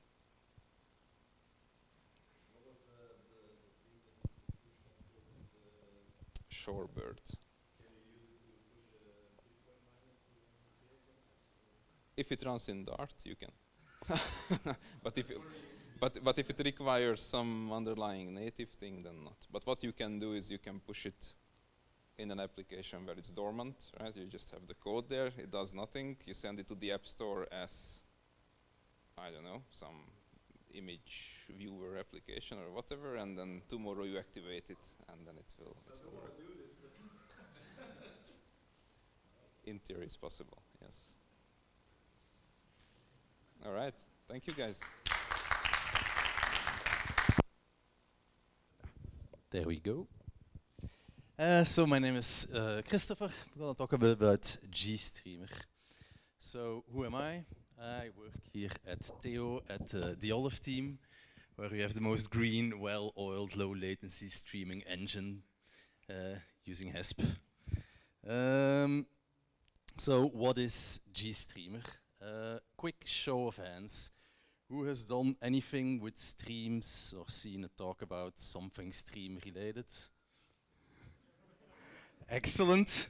This is basically that with a G in front of it. So what is GStreamer? An open source multimedia framework, that's how they describe themselves, where you can build media pipelines using their plugins to do anything from encoding, decoding, transpiling, whatever you want to do.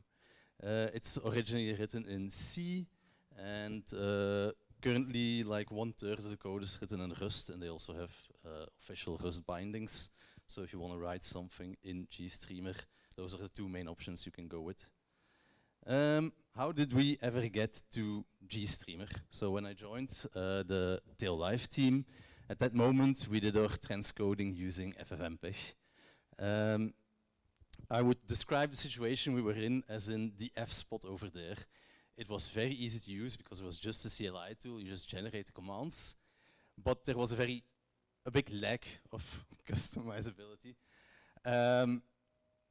The issue is, okay, CLI tool, easy to use, but how do you have to customize it, use it? Am I too close to the...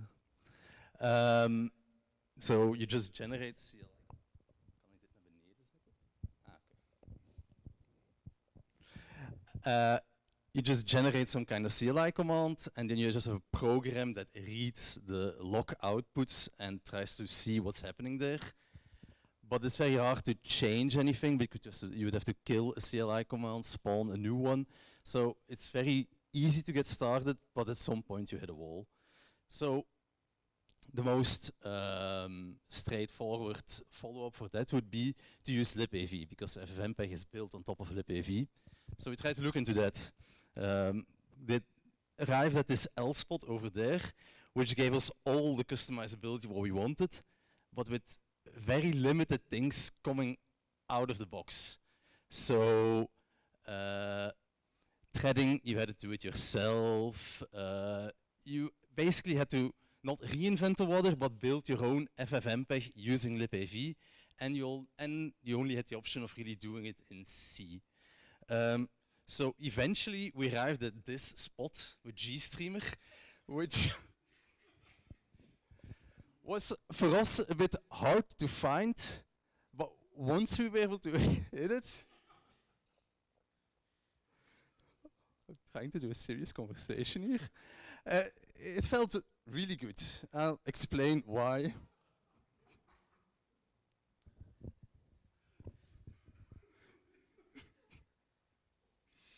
In a second.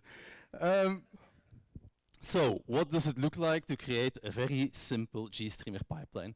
Because that's what you'll always be building in GStreamer. You'll be building one or multiple pipelines. In our case, we just have one pipeline that replaces our entire engine. So the simplest pipeline would need at least 2 elements. So this is a Rust example. So we use the Rust code to do it in Theo Live, and it's also the one I'm explaining here now. You initialize GStreamer, and then you create these elements with these factories that GStreamer provides for you. The reason they use these factories, one, it's a bit of a shame you have to use these factories because one, they use Rust, which has like the most strong type system in any language known to man, and then you have to use strings to generate components.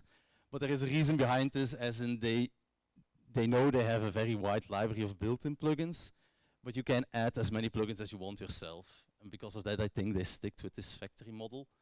You can then add properties to the factory, then you create an empty pipeline, you build the pipeline, and you link these elements up together.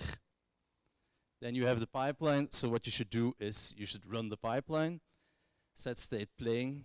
This is a completely asynchronous action, so the pipeline will just start running, but and it will expose a bus for you where you can listen for messages. And this is the most trivial example you could make, is you could just listen for the bus, and whenever you get an error or an end of stream event, you end and you tell the pipeline, okay, stop, it's done with. For the rest of this presentation, okay, and if you then run this, you will see some kind of renderer because there were the two elements that were in there. Okay, at home, my son, I need to teach him how to ride a bike.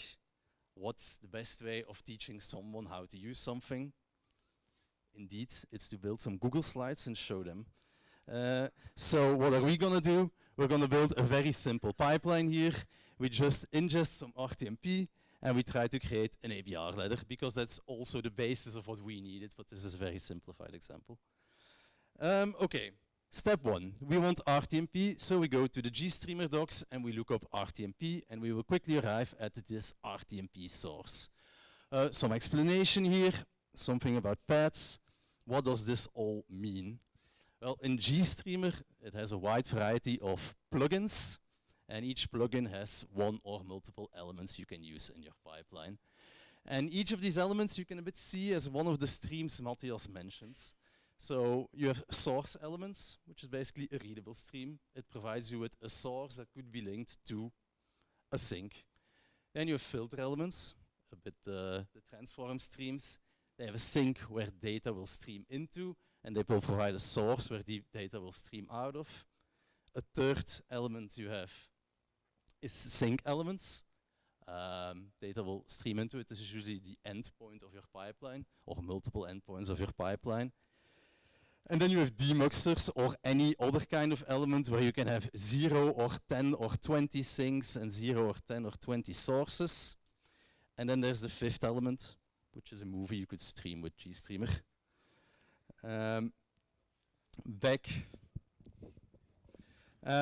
Back to the docs. Okay, something else we saw, the package, the GStreamer bad plugins. Do we really want to use this? Actually, yeah, you kind of still do. So GStreamer has this, has all these plugins, and they divide them up into 3 packages: the good, the bad, and the ugly. This is no joke, by the way, this is real. I'm not making this up. So what are these 3 plugins, and what are the considerations when using them? Well, the good plugins, they're the ones where the maintainers of the GStreamer repo say, we will put our hands in the fire for these plugins. If you ever have any issue, file a complaint, open up a ticket, and we will look into it and we will guarantee you they will work the way they should work. Then you have the ugly plugins. But if you, as a father or a mother, have an ugly child, you don't really love them less. It's not that they're not good anymore. They just have some kind of ugly side, like some licensing issue, which is something you hopefully don't have with your kids. But except for that, they're still perfectly usable as long as whatever makes them ugly is not an issue for you. For example, the licensing is not an issue for you. And then you have the bad plugins. A lot of the plugins are still marked as bad. It doesn't necessarily mean they won't work. It just means that the maintainers think there's still some code cleanup that needs to happen, or doesn't have enough unit testing or something like that. But it can also just be a bad plugin where there's no really guarantee of what to do.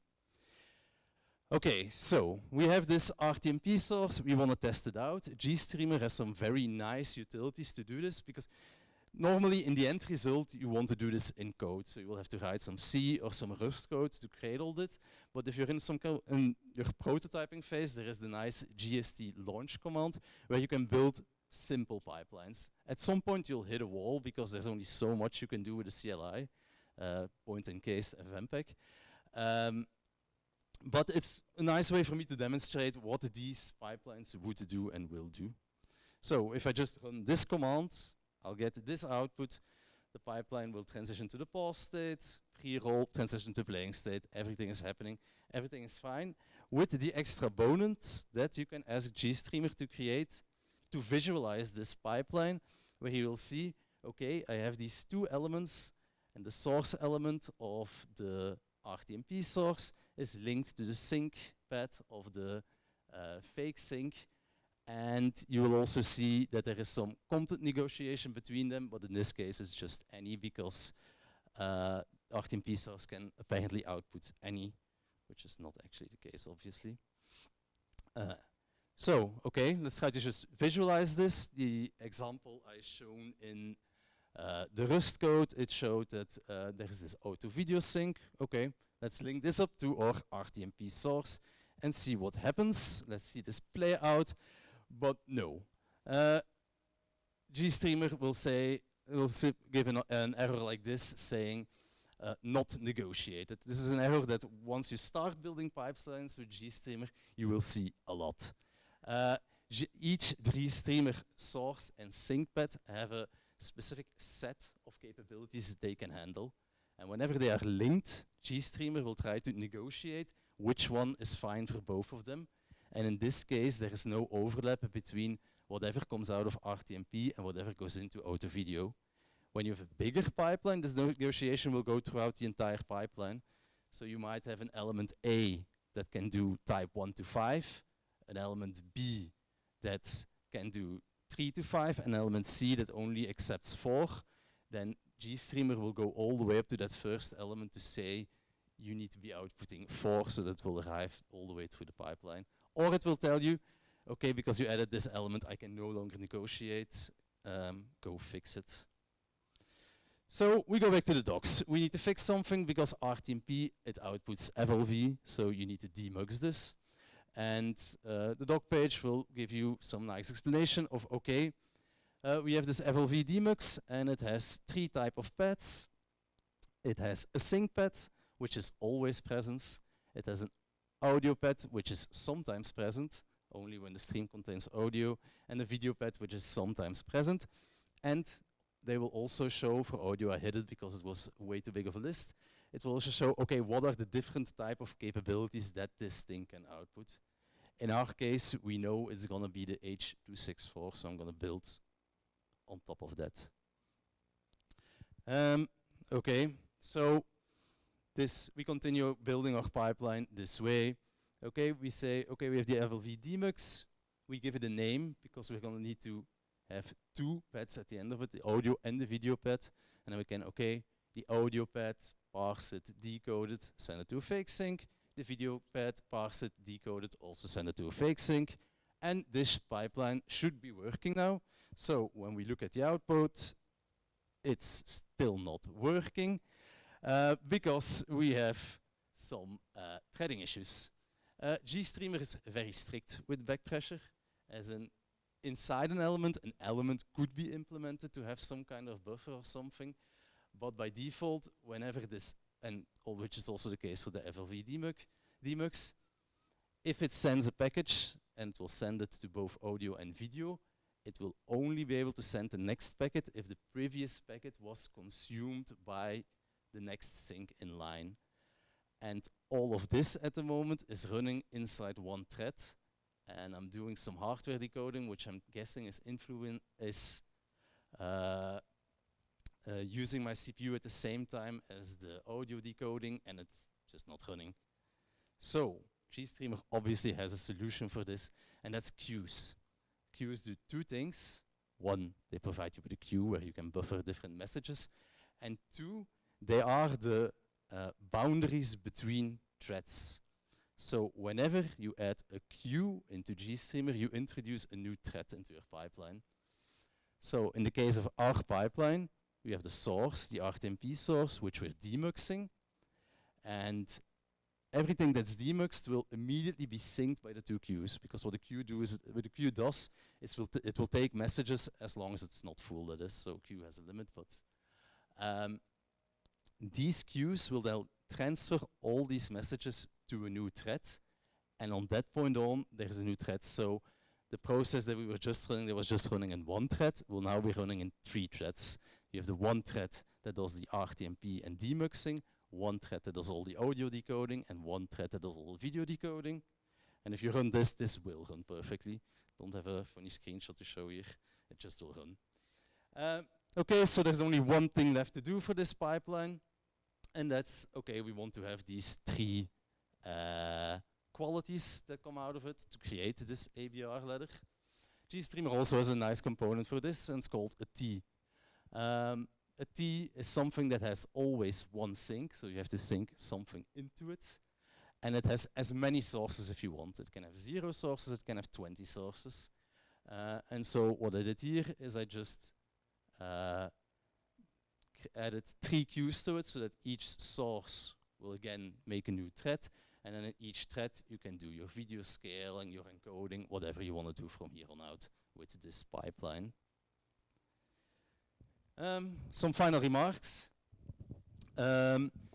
All I've shown here in these examples, they use very low-level elements. GStreamer has some automagic components as well, like decode bin, where he will automatically determine, okay, you're on this type of hardware, you have this type of input, and it would have worked if you just added the decode bin behind the RTMP source, because it would have known, okay, this is FLV, so I would need to do an FLV demux. It would see you have an Apple, so I would need to do this hardware decoder. You have an Apple, so I could use this audio decoder. Which is a very nice way to get started, but the thing we noticed in the past is, because it was so much automatic black magic, eventually you hit a wall again and you're gonna pull it apart anyway. The good about GStreamer is there's a lot of good about it, in my opinion. I really like the way you can easily isolate these small components and give them functionality, and you're not restricted to the elements either.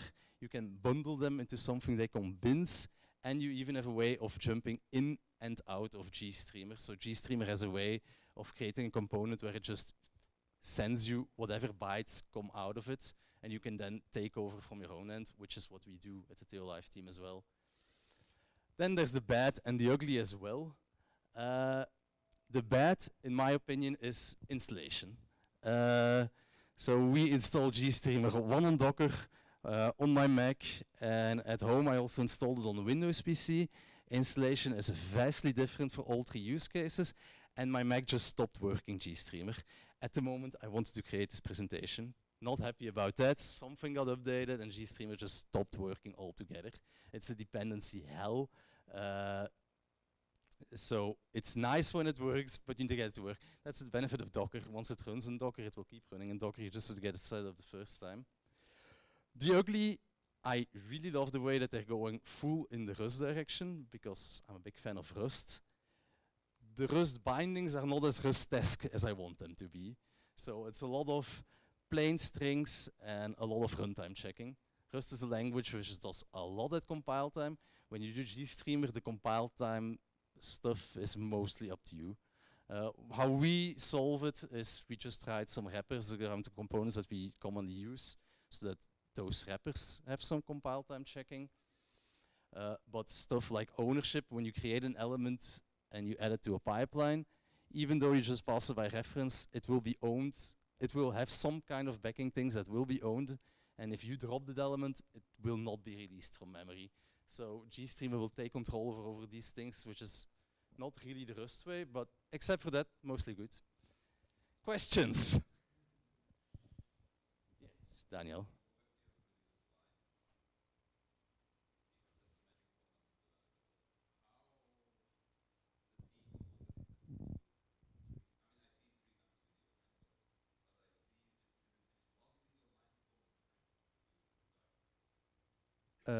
Wait, there is no comments in this line. This is one command. Yeah, the backslashes are just so it's one big line. So it just recognizes that there's elements never have dots in them, and when you reference a name, there's always a dot. So when it sees video dot, it knows you're talking about it.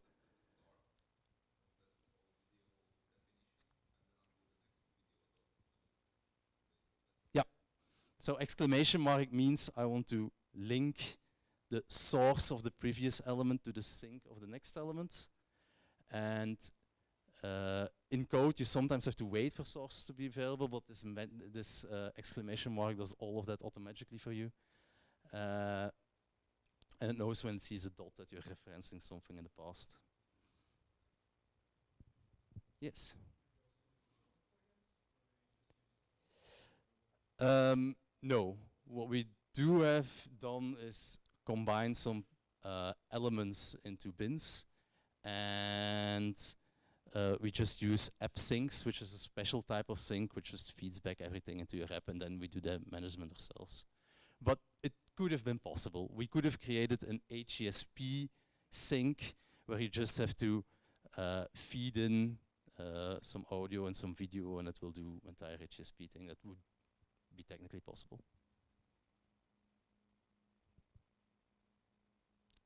No more questions? Thank you.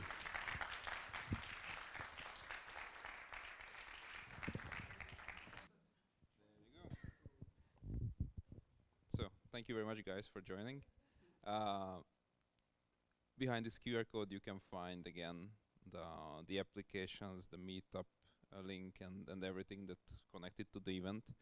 So we will share the photos and the slides probably on the meetup group, just to be available for everyone outside of THEO. And then, yeah, we will share also the recording. So everything went live on THEO Live, and we have also a YouTube backup, and we also have local copies, so we can distribute it properly later this week, probably, or beginning of next week. So thanks everyone for joining, and thanks for the great presentations, and see you guys at the next one.